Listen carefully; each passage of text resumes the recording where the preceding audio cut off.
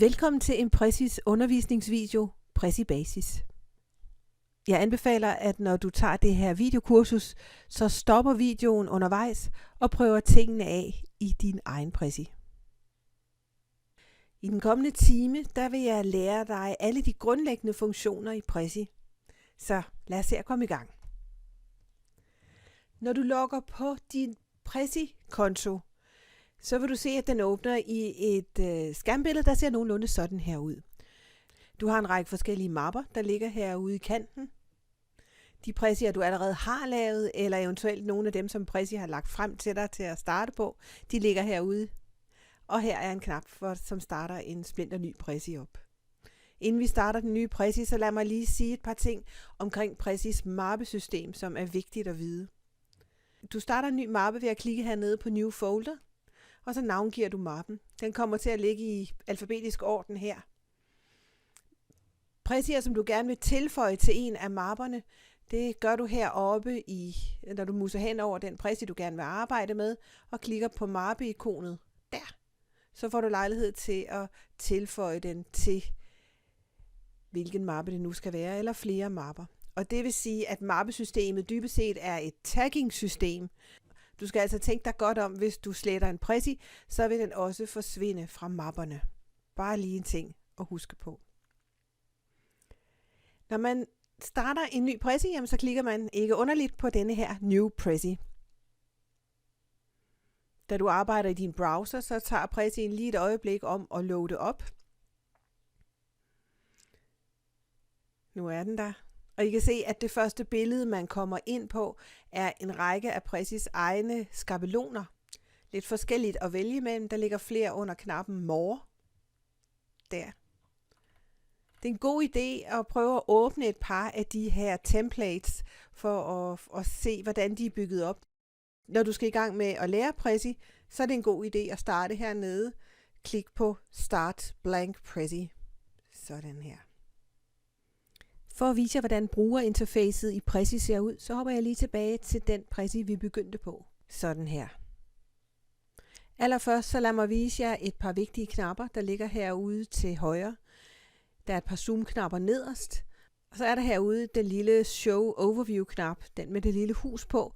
Når jeg klikker på den, så zoomer Prezien ud og viser mig alle de elementer, jeg har på lærredet. Lærredet er hele den store væsentligste del af brugerinterfacet i Prezi. Alt det, der er her, det er her, jeg lægger forskellige tekstelementer og billedelementer, som jeg senere vælger at bevæge mig rundt over lærredet og vise frem i den færdige Prezi. Oppe i toppen heroppe ser jeg først min Prezis titel, og derefter er der en Save-knap, nogle fortryd-knapper der. Der er de to væsentligste knapper, dem der hedder Insert og Customize, dem vi kommer til at bruge allermest. Og så er der knapper herhenne, der handler om at dele og nogle særlige settings, og dem vender vi tilbage til senere i denne her undervisningsvideo. Hvis jeg bruger hjulet på min mus, så kan jeg zoome ud og ind på mit lærred. Hvis jeg lige zoomer så langt ud, som jeg på nogen måde kan, så kan I se, at der er altså rigeligt med plads i mit lærred. Går jeg lige over og klikker på Show Overview-knappen, så den zoomer ind til det, jeg har på lærredet. Sådan der. Og lad mig så også vise jer, at hvis jeg zoomer længere ind, så kan jeg komme rigtig, rigtig tæt ind på alle elementer. Læg mærke til, at al skrifttype og alle de elementer i øvrigt, som Prezi selv har lagt ind, bliver ved med at stå super skarpt, også selvom jeg zoomer tæt ind på dem. Det er fordi Prezi bruger vektorgrafik, og dermed så kan holde skarpheden selv, når man zoomer ind på detaljer, så det ikke bliver pixeleret. Når jeg har lagt alle mine elementer på mit lærred, jamen så er det tid til at lave en sti og fastlægge, hvilken rækkefølge elementerne skal vises frem. Og det gør jeg med Prezis stier, det der hedder Path i Prezi. Og I kan se dem her, for jeg har aktiveret Edit Path Mode. I kan se, der kommer en række tal rundt, som så siger, at mit stop nummer 2 går til huset, mit stop nummer 3 går til den lille cykel, der er herinde, og så videre rundt. Og det samme er altså afbildet i det lille slideshow, der er herovre i kanten, hvor jeg så også kan følge med i, hvad slutresultatet i min Prezi er. Nu skal vi lære at sætte tekst ind i Prezi. Brugerfladen starter med en cirkelramme, som Prezi altid har sat ind. Og jeg foreslår, at I gør, hvad de fleste Prezi-brugere gør, når de starter en ny Prezi. Zoomer en lille bitte smule ud, hjulet på musen, der, klikker på rammen her og trykker Delete. Så har vi et helt nyt frisk lærred at arbejde på. For at sætte tekst ind i Prezi, så klikker du med din mus hvor som helst på dit Prezi lærred, og så får du den her tekstboks frem. Den er lige til at skrive i. Læg mærke til, at de knapper, der er heroppe til formatering af teksten, de ligner de knapper, du kender fra andre programmer, for eksempel fra din Word eller andre tekstbehandlingsprogrammer. Der er først og fremmest 3 knapper her, som du kan bruge til at lave sådan en fast formatering af din tekst. Man har selvfølgelig et sted, hvor man kan bestemme, hvad er det for nogle skrifttyper, og hvad er det for nogle ting, der skal aktiveres, når man trykker på de her knapper. Men de 3 sådan faste formateringer ligger her. Det lille A og det store A bruger du til at gøre teksterne større og mindre, tekstbiderne større eller mindre her i trin. Hvis du gerne vil lave teksten større eller mindre trinløst, så er der en lille cirkel hernede, som du kan tage fat i og trække. Sådan der. Så kan du regulere tekstens størrelse trinløst. Her er en lille farvepalet. Hvis jeg lige klikker på den, så kan du se, at den indeholder en række forskellige faste farver i paletten. Og det er ikke anderledes, end at du bare markerer den tekst, du gerne vil have i en ny farve, og vælger farven deroppe. Så er du kørende. Skrifttyper kan man vælge her. Der er mange forskellige at vælge imellem. Og fed og kursiveret skrift, det er knapperne, der ligger her. Knappen der, det hvide A på den sorte baggrund, giver dig en baggrundsfarve i din tekstboks. Jeg slår den fra igen. Og her er der bullets, der er forskellige måder at lægge skriften til højre, til venstre eller i midten. Og her er indryk af afsnit. Sådan der. Jeg laver lige en ny tekstboks for at have lidt at arbejde med. Jeg klikker igen en gang på lærredet. Sådan der, skriver endnu et ord, og jeg tror faktisk, jeg skriver 2 linjer. Om Prezis tekstboks er det godt at vide, at der kun kan være én størrelse tekst i en tekstboks. Så hvis du har brug for at have for eksempel en overskrift i en størrelse og noget andet tekst nedenunder i en mindre størrelse, jamen så har du brug for at skille tekstboksen ad. Og det gør du ved hjælp af de her små faner. Når jeg lægger min cursor her, eller laver en markering af den her linje, så kommer der en fane frem her, og den kan jeg tage fat i og trække tekstbiden ud. Nu er de 2 tekstbider så i en separat tekstboks. Og det vil sige, at de kan formateres i 2 forskellige størrelser. Tekstformatering er nemmest at gøre, hvis man klikker en enkelt gang på en tekst på et tekstelement. Der kommer den her lille værktøjskasse frem. Og værktøjskassen kan man tage fat her i hjørnerne, og så gøre teksten større eller mindre ved bare at trække i hjørnerne. Hvis du har brug for at rotere dit element, så kan du muse herud yderst i hjørnerne, så kommer den her lille cirkelmarkering frem, og så kan du dreje et element, hvis du har brug for det. Sådan der. Så snart du klikker uden for dit element, jamen så forsvinder markeringerne af elementet. Læg i øvrigt mærke til, at der opstår massevis af hjælpestreger her, for eksempel til at markere, at de er på samme linjehøjde eller har samme midterakse. Så Prezi gør, hvad den kan for at hjælpe dig med at få lavet en struktur på dit lærred, så tingene ligger pænt i forhold til hinanden. Sådan her for eksempel. Når det handler om at få tekster til at have samme størrelse, jamen så markerer Prezi det på denne her måde. Så jeg vil gerne for eksempel ændre her, hvor der står hello, til at have samme størrelse som der, hvor der står hej.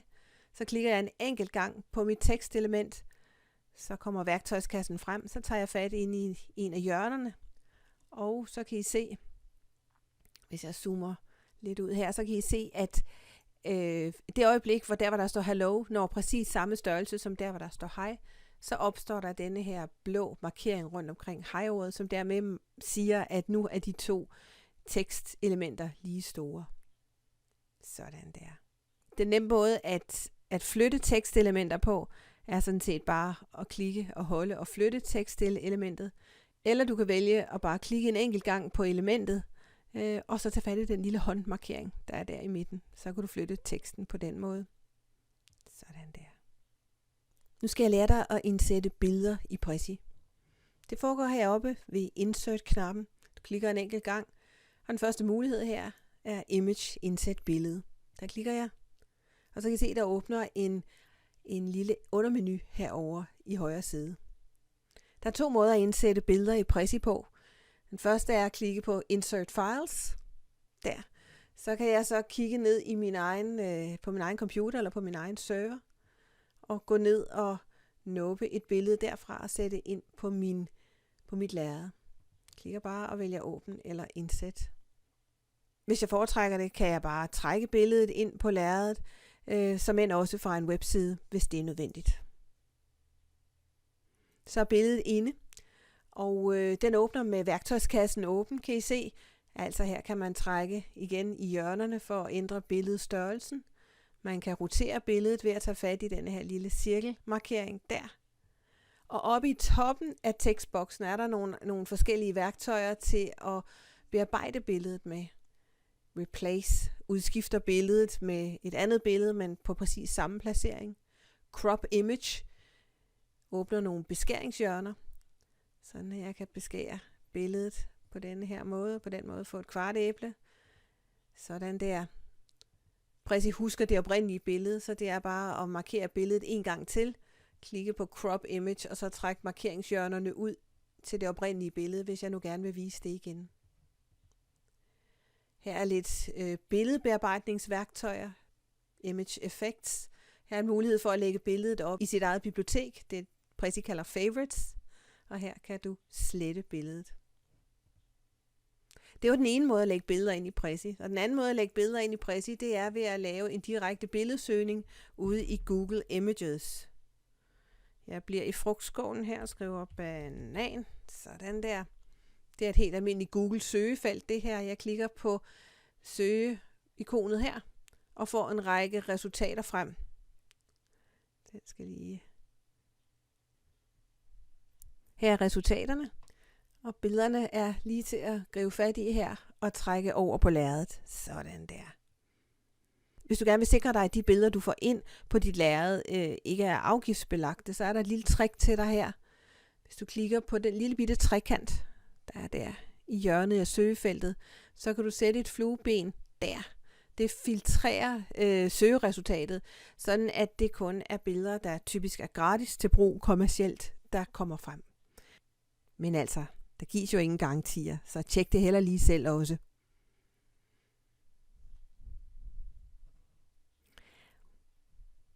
Prezi har en lang række færdigtegnede billeder og ikoner liggende, som du frit kan bruge.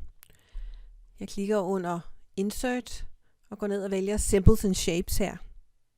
Når jeg klikker på den, så kommer der over i resultatfeltet herover en række forskellige designs frem her. Der er sådan lidt for enhver smag. Hvis vi lige går på opdagelse i en af dem, så kan du se, at der typisk er sådan nogle helt almindelige generiske billeder, som man måske kunne tænke sig at bruge. Her er et ret stort udvalg. Hvis jeg går tilbage igen her til oversigtsbilledet, så vil jeg fortælle jer, at der er ikke det samme inden for alle de forskellige designs. De er lidt forskellige. Det kan godt betale sig at lige gå lidt på luren kig og opdage, hvad der er. Lad mig lige indsætte noget her, som vi kan bruge senere.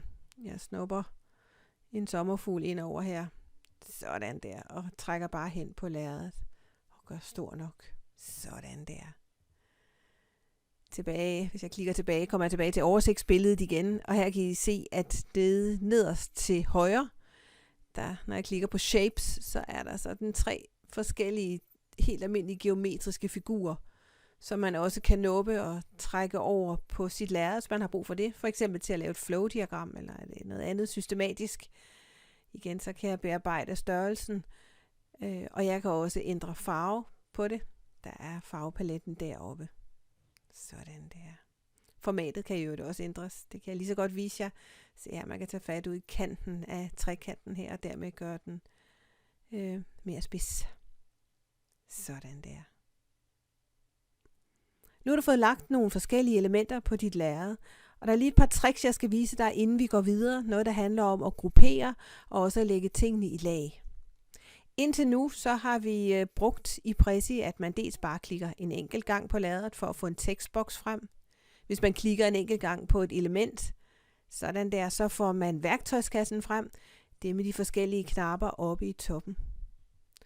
Hvis man højreklikker på et element, sådan der, så får man nogle muligheder for dels at bringe elementet foran eller bagved, sådan i stakken af elementer på lærredet. Der er i øvrigt også nogle muligheder for at klippe og indsætte, hvis man foretrækker at gøre det på den måde. De funktioner ligger her. Sådan der. Men det med lagene, lad mig demonstrere det på den måde, at da det her tekstelement kom ind tidligere i undervisningssessionen, end trekanten gør, så ligger tekstelementet under trekanten.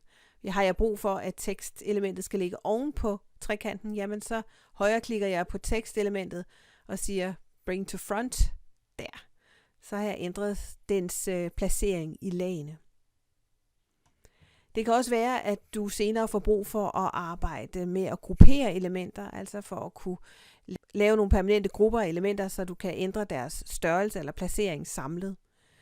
Hvis nu, at jeg rykker mit lille æble herned sammen med og siger, at de her 3 elementer vil jeg gerne have, bliver holdt samlet, så jeg kan ændre og flytte dem samlet.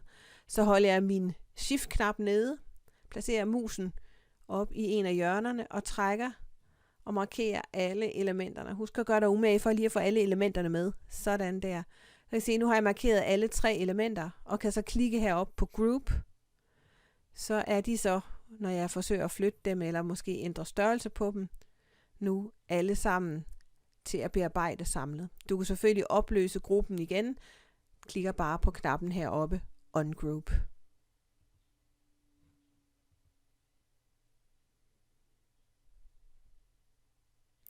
Lad os kigge på, hvad man ellers kan indsætte i sin Prezi. Vi gennemgår lige heroppe under Insert. Der. Klikker på Insert. Den næste mulighed, der viser sig, er at indsætte en YouTube-video. Og for lige at have lidt mere at arbejde med, når jeg skal demonstrere noget mere, så lad os prøve at lægge sådan en ind. Jeg vælger YouTube-video, og I kan se, at det, den efterspørger, er et link til den YouTube-video, jeg gerne vil have vist i min Prezi. Jeg har åbnet YouTube heroppe på en separat fane. Og jeg går lige ned og klikker på den video, som jeg gerne vil have indlagt i min præsentation.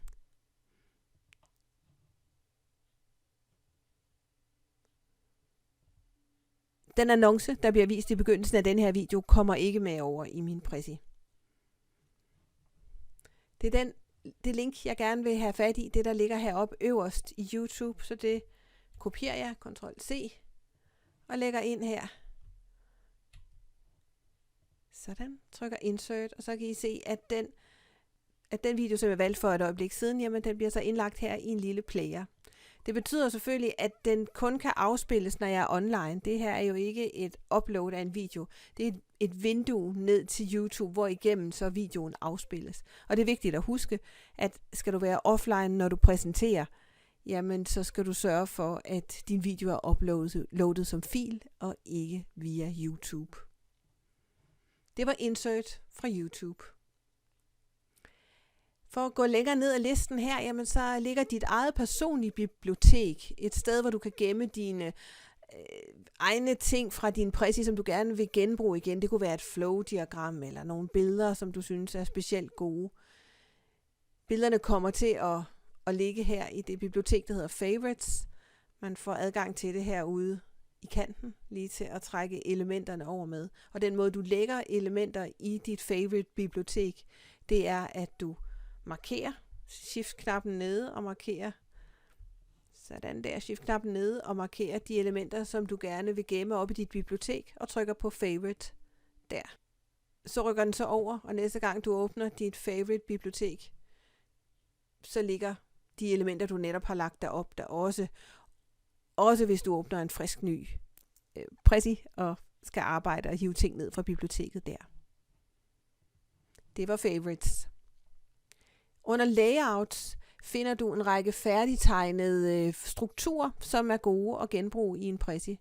Prøv at se her, jeg klikker på layouts, Jeg går lige direkte videre til multiframe layout. Single frame layout bruger jeg ikke selv, men multiframe layout bruger vi af til. Se, der kommer en række flow-diagrammer, nogle af de sådan mest almindelige strukturer, traktstrukturer, en vippe og en tidslinje for eksempel her. Jeg nupper et af isbjergene her, klikker bare og holder og trækker over på mit lærred. Og så kommer den til at indgå også i min Prezi, lige til at bearbejde. Sådan der. Og arbejde videre i. Andre ting, der findes under insert-knappen her, er pile og streger og frihåndstegningsstreg. Lad mig lige demonstrere pilen her, hvordan det fungerer. Klikker bare på Draw Arrow. Klikker en gang og endnu en gang, der hvor den skal slutte.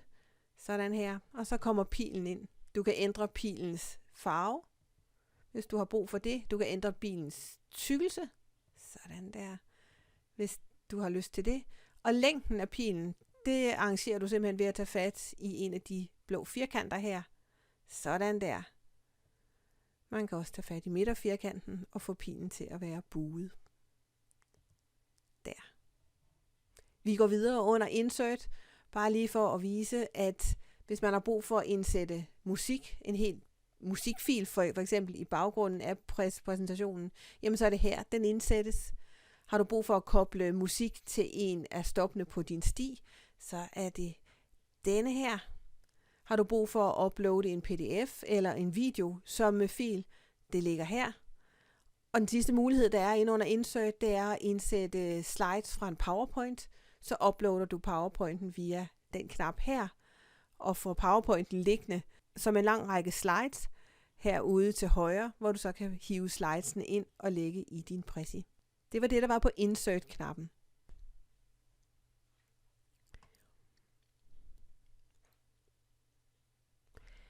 Nu skal vi til at arbejde med rammer og stier i Prezi. Vi kigger først på, hvad en sti er.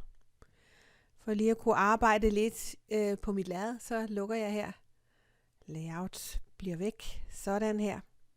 Prøv at se herover til venstre. Her er en lang række små slides, som er kommet ind i min Prezi. Jeg kan se, at de er kommet ind via det her lille layout, som jeg har lagt ind. Det er nogle automatiske stop på en sti, som Prezi lægger ind. Så hvis du ligesom jeg lige har lidt ting, der ligger her og roder, så gør det her, så vi kan komme videre. Klik på Edit Path. Klik på Clear All for at strege hele stien. Sådan der. Og så er vi på en Prezi uden sti. Jeg zoomer lige lidt ud, så jeg kan se alle elementerne, jeg har lagt herinde i min prøve Prezi. Sådan der. I Prezi fungerer det sådan, at når du har aktiveret den knap, der hedder Edit Path, jamen så, hvad du klikker på, bliver tilføjet til din sti. Og altså bliver fastlagt i den rækkefølge, som de skal vises. Her først viser jeg sommerfuglen, så går jeg til bananerne, til min overskrift der, til den der også, og måske sådan der. I kan se, hver eneste gang jeg klikker på noget, så glider det over og bliver så at sige til et slide, som er en billedliggørelse af, at først bliver det her billede vist, så vil Prezien bevæge sig hen og vise det her billede, og så videre, og så videre. Nu vil jeg lige gå op i Prezis Present Mode, så du kan se, hvordan det kommer til at se ud, når det er færdigt. Jeg klikker heroppe i toppen på Present. Sådan her. Og I ser her er mit stop nummer 1. Jeg klikker mig frem hernede i bunden for at vise, hvad der sker på mit lærred. Der er både frem og tilbage pile hernede. Sådan der. Og her er det sidste stop på stien. Jeg skal nok vende tilbage til de ting, man kan i Present Mode. Her er det bare lige for at teste. Så jeg hopper ud af Present Mode igen. Det gør jeg ved at klikke heroppe på den lille blyant heroppe. Jeg kan også trykke på Escape-knappen på mit tastatur. Sådan her. Så hvad du fastlægger på din sti der, det er altså de stop, der bliver vist, når du er i Present Mode.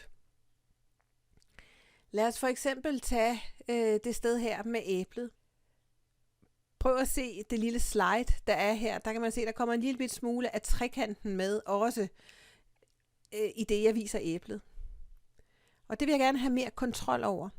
Så for at få styr på præcis, hvad det er for et udsnit af mit lærred, som jeg viser, når jeg er i present mode, så bruger jeg rammer. Rammer ligger heroppe, øverst til venstre. Når jeg klikker hernede på den lille menu, så kan jeg ændre mit rammevalg. Og jeg går lige op her og vælger en bracket frame til en start. Det er den her firkantede parentes, som mange synes er en af Precis kendetegn. Jeg trækker bare rammen ned her, sådan der, og lægger den her omkring mit æble. Sådan. Hvis du kigger med herover, så kan du nu se, at jeg har fastlagt, at stop nummer 6, der med 6-tallet der, eller 6-tallet der, skal vise præcis det her udsnit af lærredet med mit æble i. Nu er jeg så fri til at placere billedet af mit æble, hvor jeg nu gerne vil have det i rammen. Og jeg vil også kunne skrive og indsætte noget tekst.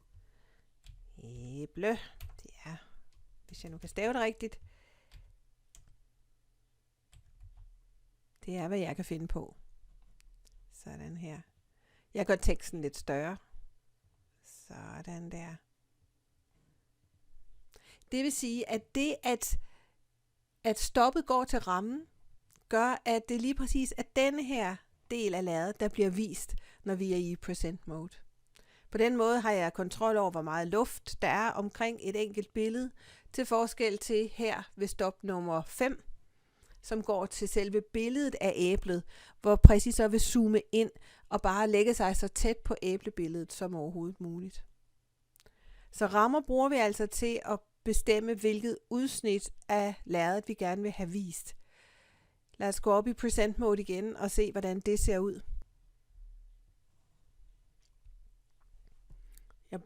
Jeg bruger lige denne her til at finde hen, der hvor jeg gerne vil. Sådan her mit stop nummer 5. Sådan der går direkte til billedet af æblet.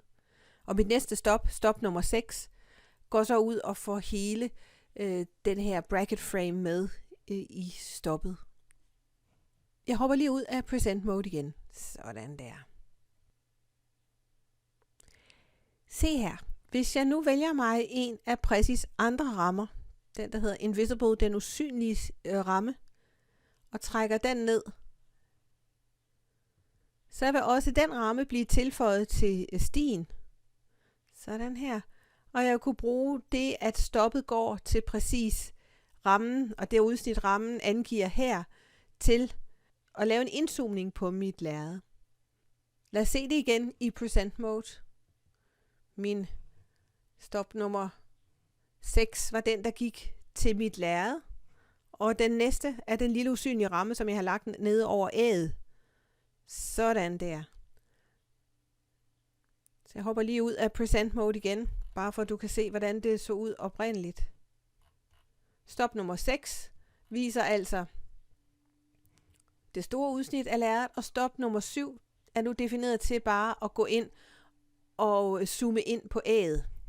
En sidste ting, som er værd at lege med og prøve at forstå, hvordan det her med indzoomninger fungerer i Prezi, det er et lille trick her. Hvis jeg nu tager fat i min usynlige ramme, jeg klikker bare på den en enkelt gang og drejer rammen, sådan at den nu ser sådan her ud.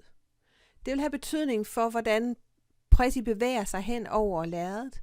Prøv at se her, jeg hopper igen op i present mode. Sådan der. Går hen til mit stop nummer 6. Sådan her. Og videre hen til den drejede usynlige ramme. Sådan der. Så ser slutresultatet sådan ud. Jeg prøver lige at gå tilbage igen til rammen ved siden af. Det er sådan her, man laver indzoomninger i Prezi. Simpelthen ved at placere sine usynlige rammer forskellige steder, hvor man gerne vil have en indzoomning til at være. Se, det her, det er sådan noget af det, når man først har lært det, jamen så er man godt på vej til at forstå, hvordan det er at arbejde i Prezi. Og har du ikke stoppet den her video før for at prøve noget af, så anbefaler jeg, at du altså prøver lige med det samme at lave en struktur, ligesom den, der er her. Jeg kan lige fjerne den der, så der. En stor ramme, som er lagt på stien med et par forskellige elementer i, og en lille usynlig ramme der, som er drejet, så du kan se, hvad effekten af det er.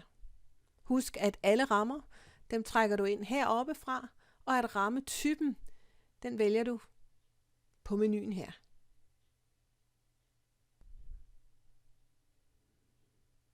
Inden vi går videre og introducerer dig til de forskellige funktioner, der er i Prezi Present Mode, så skal jeg lige lære dig en sidste ting, man bruger rammer til. Jeg hopper lige ud af Edit Path Mode. Jeg klikker enten hernede, eller op på Done-knappen øverst op til højre. Sådan her. Og så zoomer jeg lidt ud. For det jeg gerne vil vise dig, det er hvordan man zoomer ud og viser et oversigtsbillede i Prezi. Oversigtsbilledet, det laver du også ved hjælp af en ramme. Her bruger jeg en usynlig ramme, som jeg trækker heroppe fra, nedover og placerer. Sådan der. Jeg vil gerne have, at mit oversigtsbillede indeholder de her elementer. Med det samme, jeg har trukket rammen ind heroppe fra, så ender den jo på stien. Her er den endt som det aller sidste stop på min sti, og jeg vil gerne have det til at være det første stop på stien. Og det kan jeg ændre nemmest ved bare at tage fat i den her det lille billede her, og trække den op, så den kommer øverst op på stien. Så vil oversigtsbilledet have stop nummer 1. Nu er vi parat til lige at gennemgå, hvad der findes af funktioner i Prezi Present Mode. Vi har været deroppe før. Det handler om at klikke heroppe på Present-knappen. Nu er vi i Prezi Present Mode. Alle hjælpestregerne er væk. Og af og til giver Prezi sådan en lille besked deroppe. Den swooper op helt af sig selv. Når du starter i Present Mode, så vil Prezi altid begynde lige der, hvor du slap dit arbejde, da du var ved at redigere. Hvis du starter en frisk ny Prezi op, eller du åbner en Prezi, som du skal til at præsentere, så starter den ved stop nummer 1.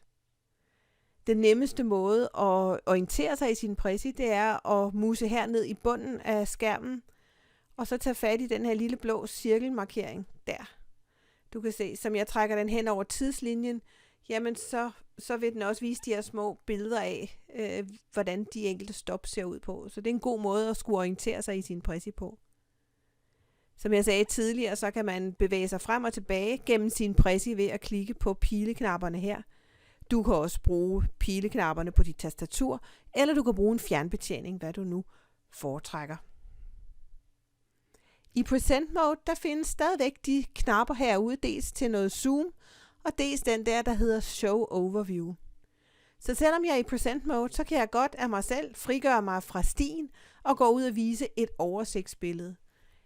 Det kunne jo for eksempel være, hvis der er nogen undervejs i din præsentation, der beder dig om at gå tilbage og uddybe et sted i din Prezi. Jamen så kan du nemt klikke på Show Overview, og så for eksempel klikke der, hvor du gerne vil hen. I Present Mode, der zoomer Prezi også ind på elementer, du klikker på. Og havde jeg noget ekstra materiale liggende, for eksempel her, til at uddybe mit spørgsmål, jamen så var jeg hurtigt derhenne. Og så kan jeg så genoptage der, hvor jeg kom fra, ved at klikke dernede. Sådan her.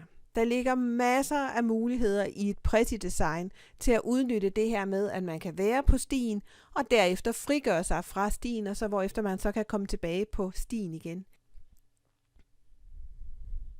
Tænk over for eksempel, at hvis du nu har noget ekstra materiale liggende, for eksempel herude i kanten, noget materiale, der ikke var sat ind på din sti, men som bare var der, for hvis nu du blev spurgt, jamen så har du muligheden for at zoome ud, klikke præcis hen på det ekstra materiale. Det kunne være en pdf af jeres brochure, eller noget statistisk materiale, eller noget billedmateriale, som du så bare kan zoome ud og klikke ind, og så arbejde dig ind på, besvare spørgsmålet, eller gå ud af din tangent, og gå tilbage og genoptage stien.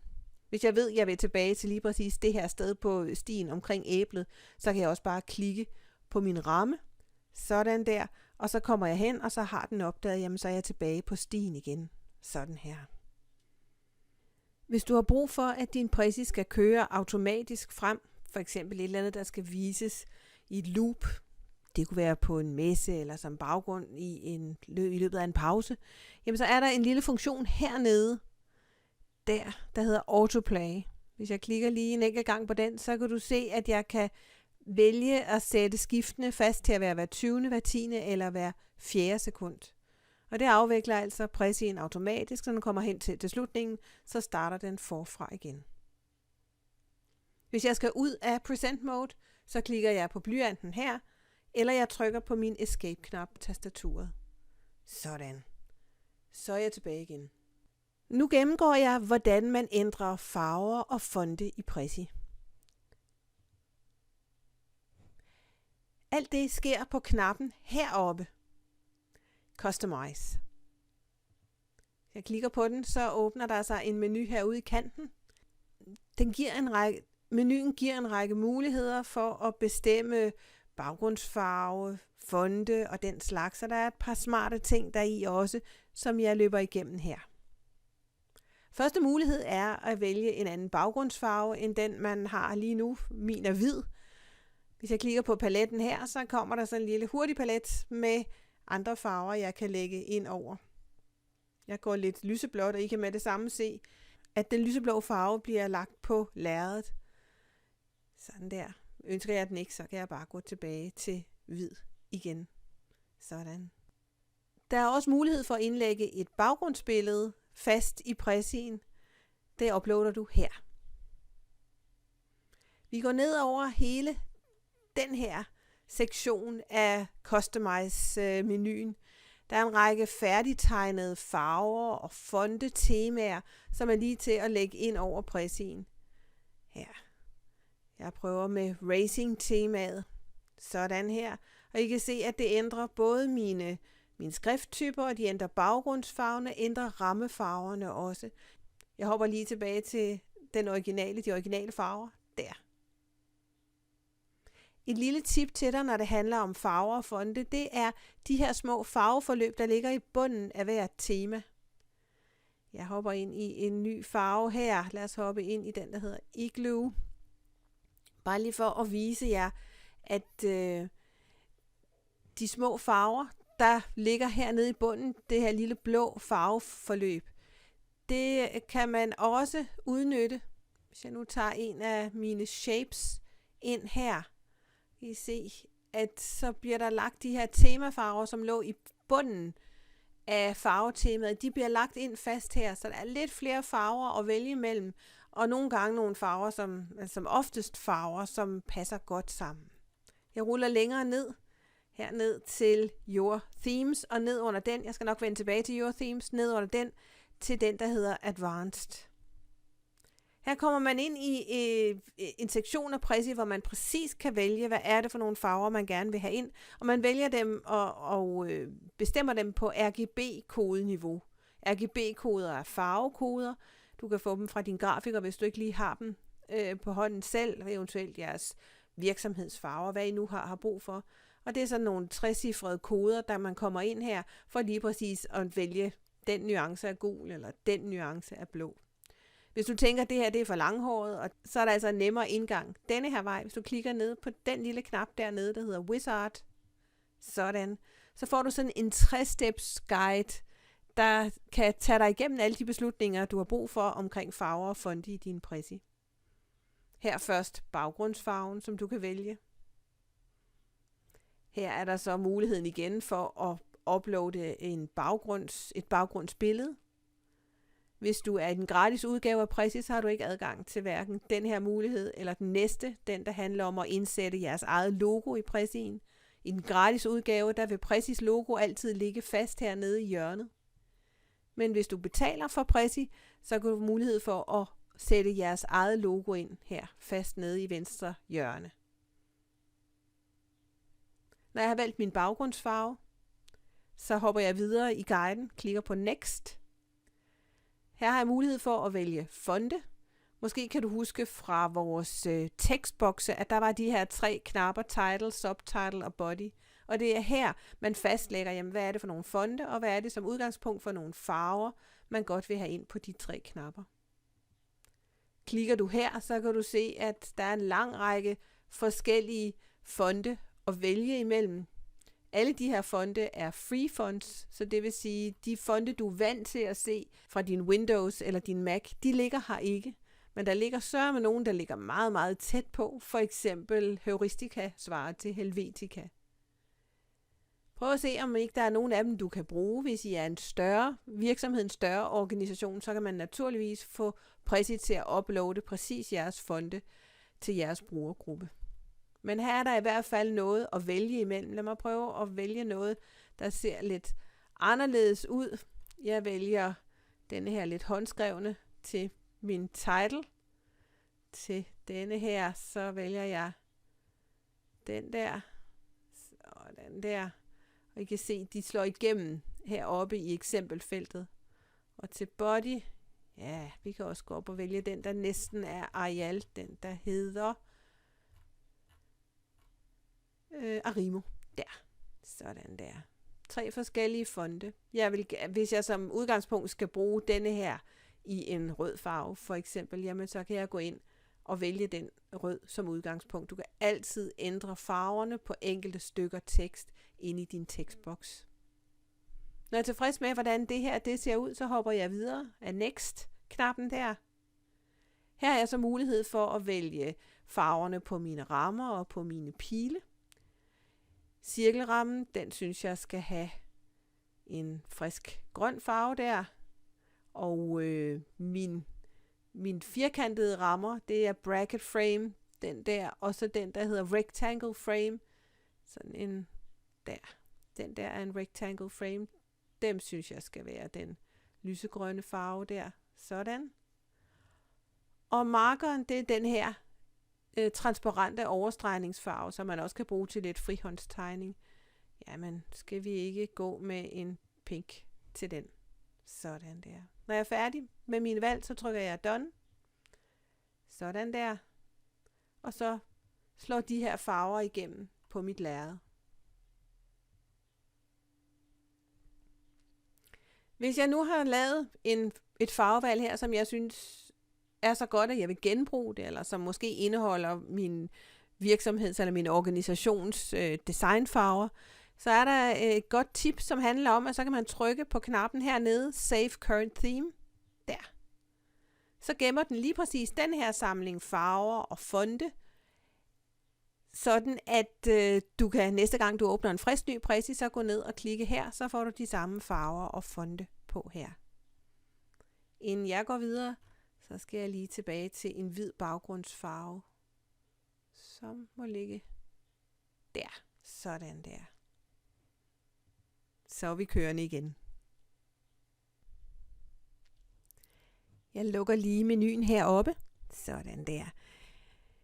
Det var ikke længe før vi er fremme ved, hvordan du gemmer og går ud af din Prezi, og hvordan du deler din Prezi. Inden vi kommer dertil, så lad mig lige vise dig et par funktioner i Prezi, som du slet ikke kan undvære, når du er kommet i gang med at bruge Prezi. Her kommer de første, og det er et par tastaturgenveje, som er rigtig gode.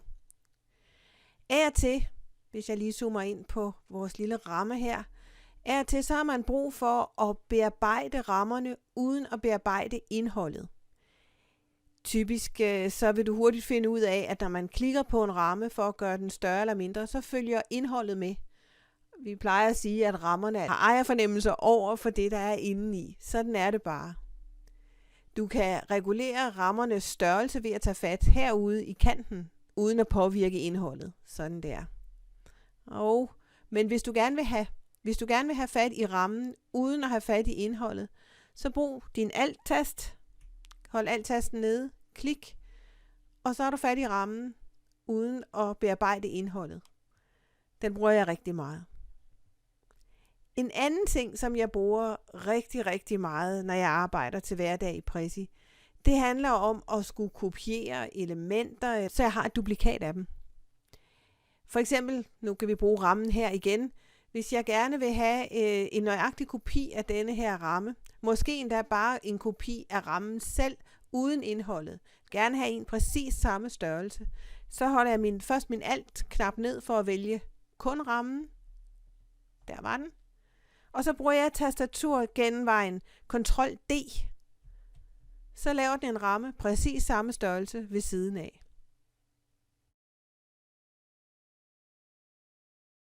Og hvis jeg gerne vil have en kopi bare af billedet her, så klikker jeg på den og trykker Ctrl-D. Så har jeg et billede fuldstændig magen til. Så man behøver altså ikke at gå ud og uploade et billede mere for at få en kopi.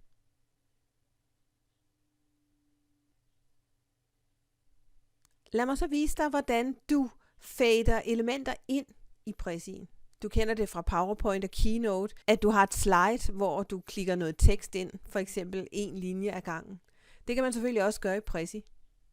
Men det kræver, at man arbejder i en ramme. Prezi kalder det fade-in animations. Og som udgangspunkt, så skal man lave en fade-in animation i en ramme, som ligger på stien. Det her er en ramme. Check. Og den ligger på stien, for den har det her nummer der. Den er samtidig også afbildet herover. Så det er en ramme, der ligger på stien. Hvis jeg aktiverer Edit Path Mode hernede, så vil du også kunne se, at rammer, der ligger på stien, har en stjerne. Og det er en animation stjerne. Så hvis jeg klikker på den, så vil Prezi gå ind og lave det her særlige animation window. Og der handler det bare om, at hvis du skal for eksempel klikke teksten ind her først, jamen så klikker du først på teksten, og derefter billedet ind, så har den allerede fundet ud af rækkefølgen for dine indfædninger. Der er en lille play-knap heroppe, hvor man kan lave et preview. Sådan der. Ja, det var den rigtige rækkefølge.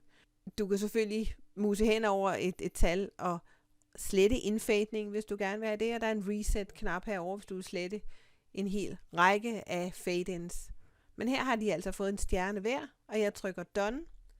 Og hvis jeg så hopper op i Present Mode her, denne her ramme, næste gang jeg klikker, så kommer tekst ind, og klikker jeg en gang til, så kommer billedet ind. Har jeg brug for at klikke flere ting ind på samme tid, jamen så grupperer jeg dem bare. Du husker sikkert, at det er noget med at holde Shift-knappen nede og gruppere og markere det hele. Sådan der. Så kan jeg gå i, jeg har aktiveret Edit Path Mode, klikker på stjernen her for at komme ind i Animation Window. Jeg laver lige en reset, og så kan du se, at når jeg nu klikker på hele gruppen af elementer, jamen så er det også dem, der bliver fadet ind samlet. Sådan der. Hele tiden, mens vi har arbejdet i Prezi, så har Prezi gemt, hvad der er sket. Man kan også godt klikke, som jeg lige gjorde heroppe, på save-ikonet, men hver eneste gang du laver en forandring i Prezi, så gemmer den. Du kan også se heroppe, at min Prezi har fået et navn. Den hedder Hello, og det er simpelthen fordi, det var det første ord, jeg skrev ind i min Prezi, så giver den mig et foreløbigt navn. På den Prezi, der er Hello. Vi passerer lige Insert og Customize knapperne her for at gå hen til de sidste knapper, jeg skal vise dig, inden vi hopper ud af Prezien. Her er først en Share-knap. Den klikker jeg lige på. Der var den. Den giver mig mulighed for at dele Prezi på mange forskellige måder. Jeg vælger i første omgang at trykke Share her. Her er jeg inde, hvor jeg kan vælge dels, hvordan jeg vil dele Prezien, og hvorvidt den skal være gemt, sådan at folk kun kan få adgang til Prezien og se Prezien, hvis de har linket til den, eller hvis den skal være helt og aldeles private, sådan at det kun er mig, der kan se den, eller om den skal være public, altså sådan at folk vil kunne søge sig frem og finde den. Der. Det link, som man kan se Prezien med, jamen det er det link, som man kan kopiere herfra. Så det er typisk et link, du vil komme i en mail rundt til dem, der har været med på dit møde, hvis de skal have lov til at se Prezien, efter du har vist den frem. Hvis du har brug for at tillade andre, at de skal lave kopier af din Prezi, så giver du den et flueben der. Og hvis du har brug for at have endnu mere kontrol over, hvem der har adgang til at se din Prezi, så kan du indskrive deres mailadresse her. Og så kan du markere, om de skal have lov til at være editor, eller de bare skal have viewing-rettigheder. Da du har tilføjet folk som brugere her, jamen så vil du også kunne sparke dem ud igen, så at sige, hvis du nu synes, at nu har de ikke adgang til at se Prezien mere, så kan du nedgradere dem til at være ude af din Prezi igen. Jeg lukker vinduet. Sådan her. Andre gode ting op under Share-knappen. Du kan starte en fjernpræsentation. Et klik her giver dig et link, som du kan kopiere og sende til folk. Så hvis du nu har en samarbejdspartner, der sidder i den anden ende af landet, jamen så kan du sende dem det her link. Det åbner de i deres browser, og så kan de læne sig tilbage. Det er dig, der er ved styrepinden, og du er i present mode, og du bestemmer, hvad de skal kigge på. Så det er en fjernpræsentation. Efter de er færdige med at se præcien, så er den aktiv i 10 minutter på deres skærm, og så bliver den lukket. Her er Share on Facebook, det siger næsten sig selv. Her er en mulighed for at downloade præcien som en serie pdf'er. Det Prezi gør, er, at den laver en pdf, der indeholder et oversigtsbillede over alt, hvad der er i din Prezi, og så en hel række følgende sider. Hver side indeholder så et billede af din stop hele vejen nedover her. Den sidste mulighed er muligheden for at downloade Prezi som en helt samlet fil. En fil, som du ikke behøver at være online for at bruge. Hvis du har Prezi i gratis udgaven, så er det din mulighed for at tage din Prezi med, også selvom du skal fremvise et sted, hvor der ikke er internetforbindelse. Så downloader du en portable Prezi herfra, lægger den på din computer, åbner den, når du er fremme, og afvikler din Prezi herfra. Hvis du har brug for mere information om det her, så gå ind og kig i vores vidensbank. Der ligger en lille video, der lige præcis fortæller om de her portable Prezis. Heroppe under tandhjulet, der er et par settings. Dels er der en mulighed for at slå tastaturgenveje fra, hvis man ønsker det. Og heroppe, der kan man fastlægge, hvordan Prezien skal se ud, når den bliver udsendt via projektor. Du kan se, at der er 2 forskellige formater her. 16:9, som er sådan et bredskærmsformat, det du også ser denne her video i. Og 4:3, som er sådan den almindelige, den gammeldags projektorstørrelse. Fidusen ved de her, det er, at hvis du, når du starter din nye Prezi, med at gå op her og fastlægge 4:3 eller 16:9, så vil din præsentation, uanset hvad det er for en projektor, du kommer ud på, blive fremvist i enten det her format eller det her format.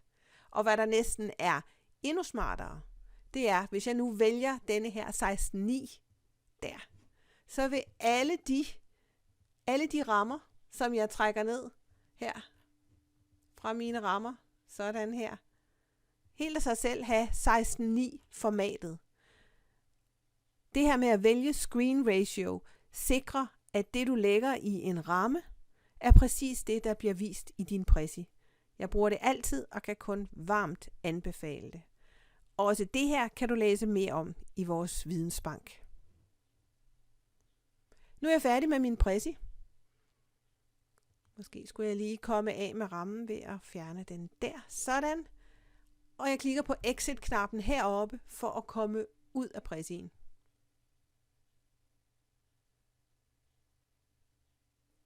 Den er her. Sådan.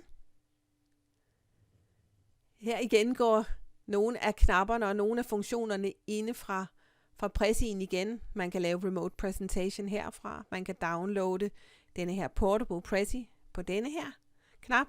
Du kan lave en kopi af din Prezi, så du har en ekstra kopi gemt. Share-funktionerne ligger her. Og herunder embed, der kan du få fat i en kode, som du kan indsætte for eksempel på jeres hjemmesider eller på jeres intranet, som så fremviser din Prezi i sådan en lille ramme, præcis ligesom den ser ud her. Så på hjemmesiden kan man sagtens have en Prezi liggende. Har du brug for at ændre titlen på din Prezi, og hvem har ikke det, når ens Prezi hedder Hello, jamen så klikker du bare hernede oven på den titel, du har fået, og ændrer den til den nye titel der, og trykker Save. Der er også en mulighed for at indsætte en beskrivelse, hvis du nu har brug for nogle stikord og nogle yderligere eller en underoverskrift til din Prezi, jamen så er muligheden der. Sådan. Og sådan. Skal du tilbage igen og editere din Prezi, jamen så er muligheden der. Og hvis vi lige hopper tilbage til der, hvor vi startede, så her under Your Prezis, her hvor man starter op, kan I nu se, at min nye Prezi ligger, og at den nemmeste måde at komme ind og editere Prezien, når jeg kommer tilbage til den, det er ved at klikke på Edit-knappen her. Nu har du været igennem alle de basale funktioner i Prezi. Det skulle nok gøre dig i stand til at komme godt i gang med at få lavet din allerførste Prezi. Læg forsigtigt ud. Prøv at lave en enkelt Prezi. Hop måske ind i nogle af Prezis templates for at se, hvordan de fungerer. Tag og kig Prezi lidt i kortene. Prøv at klikke her, og så gå herud på Explore-knappen. Der kan man se masser af Prezier, som Prezi selv anbefaler. Hos Impressing har vi bøger om Prezi, vi har kurser om Prezi, vi hjælper dig gerne med enetimer, eller med at designe din næste Prezi, eller måske en skabelon til jer. Kontakt os, hvis du vil vide mere. Og ellers, god fornøjelse med at lave fantastiske præsentationer i Prezi.